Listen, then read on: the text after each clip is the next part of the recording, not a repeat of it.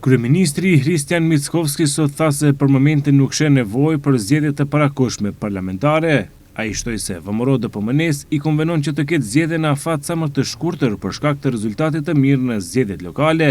Megjithatë, Mickovski thotë se tani për tani është i fokusuar në zbatimin e reformave, pasi që e njëjta gjë kërkohet nga faktori ndërkombëtar dhe nga vetë qytetarët. За да се разпушти парламентот, формално се потребни 61 пратеник. Për të shpërndar kuvendin, formalisht nevojiten 61 deputet. Aktualisht nuk shoh nevojë për mbajtjen e zgjedhjeve të parakohshme parlamentare.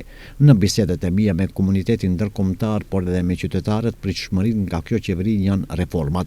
Dhe ky është fokusi dhe prioriteti kryesor i kësaj qeverie, reformat dhe realizimi i tyre.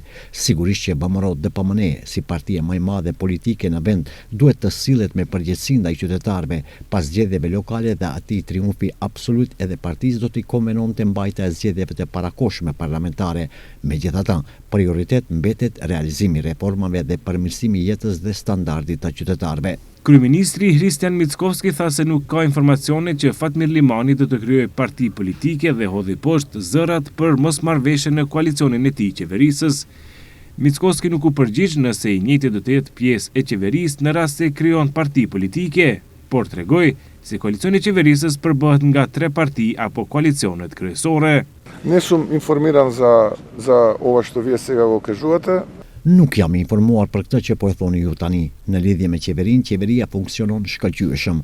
Është i përbën nga 3 subjekte koalicionuese, koalicioni i udhëhequr nga VMRO DPMNE, koalicioni Vlen dhe partia politike Znam. Përndryshe, debati për zgjedhjet e parakohshme po bëhet gjithmonë më i shpesh, sidomos tani kur po paralajmërohen edhe ndryshimet kushtetuese me qëllim integrimin e Maqedonisë së Veriut në Bashkimin Evropian.